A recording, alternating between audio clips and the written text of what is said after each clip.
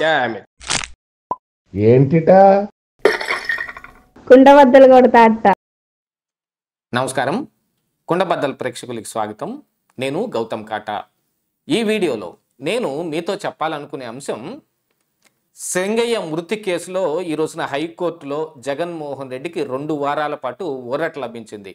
దానికి గల కారణాలు ఏమిటి అనేది పూర్తిగా ఈ వీడియోలో నేను వివరించే ప్రయత్నం చేస్తాను.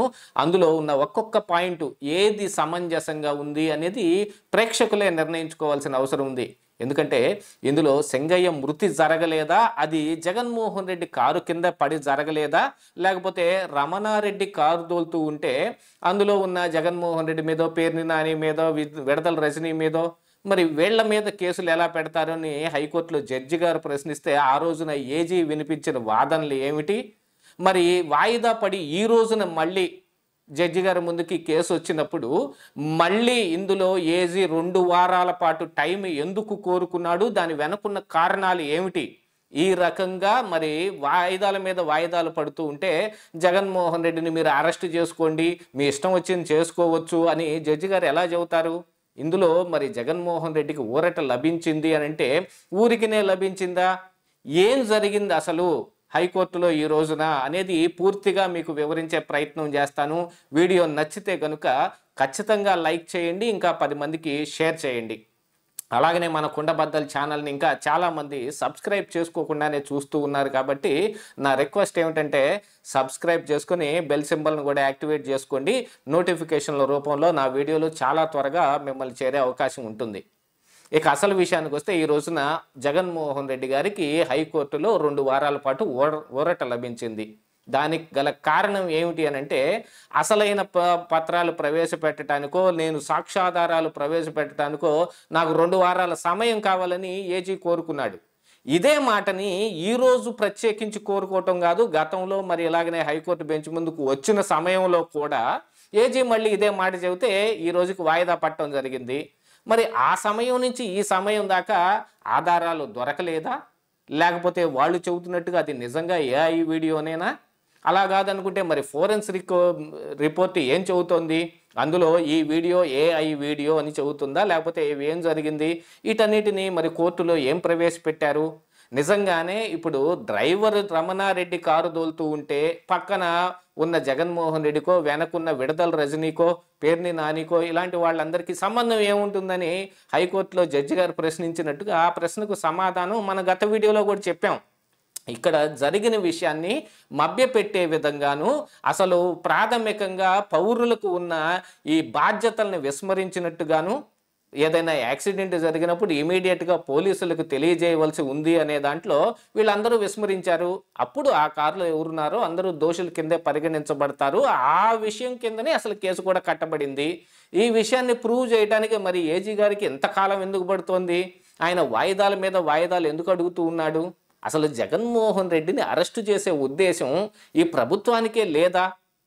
ఎందుకంటే చంద్రబాబు నాయుడు అరెస్టు జరిగిన తర్వాత ప్రజల్లో వచ్చిన సింపతి ఏదైతే ఉందో, ఇప్పుడు జగన్మోహన్ రెడ్డిని అరెస్టు చేస్తే కూడా ఆయనకున్న ఓటర్ల తాలూకు ఈ ఓటు బ్యాంకులో మళ్ళీ సింపతి గెయిన్ అయ్యే అవకాశం ఉందని వీళ్ళు భావిస్తూ ఉన్నారా అనేది కూడా ఇక్కడ ఆలోచించుకోవాలి. కాకపోతే మరి జగన్మోహన్ రెడ్డి మీద మోడీ అభయహస్తం ఉంది అని మన కింద కామెంట్లు పెట్టేవాళ్ళు కానీ, నమ్మే ప్రజానీకం కానీ, ఇదే విషయాన్ని ప్రచారం చేస్తున్న మరి జగన్మోహన్ రెడ్డి చెల్లి అయిన షర్మిలారెడ్డి చెబుతున్న దాని ప్రకారంగా నిజంగానే మోడీ యొక్క ప్రాపకం ఇంకా జగన్మోహన్ రెడ్డికి ఉందా? ఆయనే కాపాడుతూ ఉన్నాడా? కూటమిలో వీళ్ళందరూ తెలుగుదేశం పార్టీ, మరి జనసేన పార్టీ, బీజేపీ ఉన్న కారణానికి బీజేపీ చెప్పింది వీళ్ళిద్దరూ వింటూ ఉన్నారనేది అయితే వాస్తవంగా కనపడుతుంది. ఎందుకంటే వాళ్ళు కేంద్రంలో ఉన్నారు కాబట్టి, వాళ్ళ దగ్గర నుంచి మోల్డని నిధులు రావాల్సి ఉంది కాబట్టి, దాంతోపాటుగా బలంగా ఉన్న బీజేపీ తోటి మనం పొత్తు కుదుర్చుకొని ఉండటం మనకు అవసరమని వీళ్ళు ప్రత్యేకించి భావిస్తున్నారు. కాబట్టి మరి వాళ్ళు చెప్పే మాట వింటున్నారనంటే ఇక్కడ బీజేపీ యొక్క ప్రాపకం జగన్మోహన్ రెడ్డికి ఉండే అవకాశం అయితే కొంచెం తక్కువగానే కనిపిస్తుంది. అది నా వరకు నాకున్న పర్సనల్ ఒపీనియన్. దానికి గల కారణం ఏమిటి అనేది కూడా నేను గత వీడియోలో వివరించాను. ఎందుకంటే ఈ జగన్మోహన్ రెడ్డి మరి ఇప్పుడు ప్రభావం ఖచ్చితంగా పెరిగే అవకాశం కొద్దో గొప్ప ఉంటుంది. ఎందుకంటే ఈ కూటమి మీద ఉన్న వ్యతిరేకత మరి విపక్షంలో ఉన్న జగన్మోహన్ రెడ్డికి ఫెచ్చింగ్ అవుతుంది కాబట్టి. కానీ ఇంత త్వరగానే వస్తుందా అనే దాంట్లో కూడా ఆలోచించుకోవాలి. దీంతో పాటుగా జగన్మోహన్ రెడ్డి ఆంధ్రాలో మాత్రమే ప్రభావం చూపించగలిగిన వ్యక్తి, కానీ యువతల ఉన్న చంద్రబాబు నాయుడు తెలుగుదేశం పార్టీ అయితే ఇటు ఆంధ్రప్రదేశ్లోను అటు తెలంగాణలోను 2 ప్రాంతాల్లోనూ ప్రభావం చూపించగలరు కనుక తెలంగాణలో ఎస్పెషల్లీ బీజేపీ నేతృత్వంలో వాళ్ళు ఈ ప్రభుత్వాన్ని ఏర్పాటు చేయాలి, వాళ్ళకి ప్రత్యర్థి అయిన కాంగ్రెస్ పార్టీ నుంచి అధికారాన్ని కొల్లగట్టాలనే ఉద్దేశంతో ఉన్నారు. కాబట్టి చంద్రబాబు నాయుడు యొక్క ప్రాపకం వాళ్ళకి ఇంకా ఎక్కువ అవసరం అవుతుంది. ఇక్కడ జగన్మోహన్ రెడ్డి కోసమే చూసుకున్నారని అనుకున్నా ఇటు చంద్రబాబు నాయుడుకి కూడా ఇక్కడ మంచి ప్రభావం చూపిస్తూ ఉన్నారు ఇక్కడ ఆంధ్రప్రదేశ్ రాష్ట్రంలో. దీంతో పాటుగా తెలంగాణలో కూడా రేపు స్థానిక సంస్థల ఎన్నికలు రాబోతూ ఉన్నాయి. ఇంకా మరి బీఆర్ఎస్ పార్టీని పరిస్థితి ఏమిటనేది అగమ్యగోచరంగా తయారై ఉన్న ఈ సమయంలో కొత్త పార్టీలు పుట్టబోతూ ఉన్నాయి. తీన్మార్ మల్లన్న ఒక కొత్త పార్టీ పెట్టబోతూ ఉన్నాడు. దాంతోపాటుగా మరి రాజాసింగ్ పరిస్థితి ఏమిటో తెలియటం లేదు. దీంతో ఇదే కాకుండా మరి అలిగున్న ఈటల రాజేందర్ కూడా కొత్త పార్టీ పెడతాడు. ఇలాంటి నేతృత్వంలో వీటన్నిటిని సమస్యపోయేటట్టు చేసుకోవాలంటే చంద్రబాబు నాయుడు యొక్క ప్రభావం, అంటే తెలుగుదేశం పార్టీకి ఉన్న ఓటు బ్యాంకు కానీ లేకపోతే వాళ్ళు చూపించగలిగే ప్రభావం తెలంగాణలో అవసరం అవుతుంది. అప్పుడు 2 రాష్ట్రాల దృష్ట్యా చూస్తే చంద్రబాబు నాయుడు వైపే ఎక్కువ మొగ్గు చూపించే అవకాశం ఉంది. మరి అలాంటి సమయంలో జగన్మోహన్ రెడ్డిని కాపాడాల్సిన అవసరం ఏముంటుంది అనంటే ఇక్కడున్న ప్రభుత్వానికి సరైన ఉద్దేశం లేదు జగన్మోహన్ రెడ్డిని ఖచ్చితంగా అరెస్ట్ చేసి లోపల పెట్టాలని. యాక్చువల్గా ఇప్పుడు ప్రభుత్వంలో ఉన్న పెద్దలు ఏం ఆలోచిస్తున్నారు అనేది నేను గతంలో కూడా చాలా వీడియోల్లో చెప్పాను.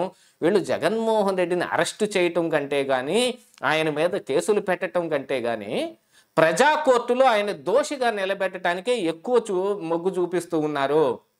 దాంతోపాటుగా ఇప్పుడు ఇక్కడ అధికారులు కానీ మొన్న పోలీస్ ఆఫీసరు ఈ గుంటూరు ఎస్పీ గారు ఇచ్చిన దాని ప్రకారంగా చూస్తే ముందు ఒక వాహనం గుద్ది వెళ్ళిపోయిందని కాదు, ఆ తర్వాత వీడియో బయటపడ్డ తర్వాత కానీ జగన్మోహన్ రెడ్డి గారు ప్రయాణిస్తున్న అదే వాహనం అని తెలియకపోవటం కానీ ఇలా ఇత్యాదులన్నీ జరిగాయి. అంటే ప్రభుత్వంలో ఇంకా జగన్మోహన్ రెడ్డికి సంబంధించిన తాలూకు మూలాలు కనపడతానే ఉన్నాయి. దాంట్లో మ్యానిపులేషన్ ఇంకా ఎక్కువగా కూడా ఉంది. వీటన్నిటిని ఉపయోగించుకొని జగన్మోహన్ రెడ్డి తాను చేయదలుచుకుంది చేస్తూ ఉన్నాడు. మరి అది అల్టిమేట్గా మరి ప్రజల దగ్గరకు వచ్చినప్పుడు ఇది ఈ అధికారం అనేది ప్రభావం చూపిస్తుంది. కానీ ఇక్కడ మరి ఇలాంటి కేసులో మిగతావో తప్పించుకోవటానికైతే అది కనిపిస్తోంది. అలాంటి ఆ అధికారులు ఇప్పుడు హైకోర్టులో ఏజీ వాదించటానికి కావలసిన సమాచారాన్ని అందించటం లేదా, సహాయ నిరాకరణ జరుగుతుందా అనేది కూడా ఇక్కడ దృష్టిలో పెట్టుకోవాలి.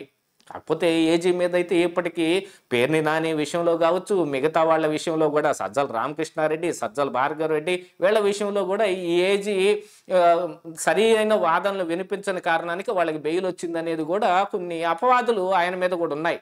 దమ్మాలపాటి శ్రీనివాసు మంచి లాయర్ అయినప్పటికీ గాను మరి ఆయనకు అందించే సమాచారాన్ని బట్టే కదా ఆయన కూడా కోర్టులో వాదించగలుగుతాడు. ఉత్తి 4 తెల్ల కాగితాలు తీసుకొని వెళ్ళి ఆయన ఏం వాదించగలుగుతాడు? అందుకనే ఆయన వాయిదాలు కోరుకుంటూ ఉన్నాడు. మరి వాయిదా కోరుకున్నప్పుడు జడ్జి గారు ఏం చేస్తారు? ఈలోపు మీరు కావాల్సింది చేసుకోండి అని చెప్పడు కదా. అప్పటి వరకు అరెస్ట్ చేయొద్దు, అప్పటి వరకు కఠిన చర్యలు తీసుకోవద్దు అనే కదా ఇస్తారు జడ్జిమెంటు. ఆ రకంగా 2 వారాల పాటు ఊరట లభించింది. మరి 2 వారాల తర్వాతనైనా సరే ఏజీ గారు మరి వినిపించే వాదనలు ఏముంటాయి, ఆయన చూపించే ఈ ఆధారాలు ఏముంటాయి అనే దాన్ని బట్టి జగన్మోహన్ రెడ్డి అరెస్టు ఉంటుందా లేకపోతే కేసు కొట్టివేయబడుతుందా అని తేలుతుంది. ఇదే ఈరోజు కుండబద్దలు.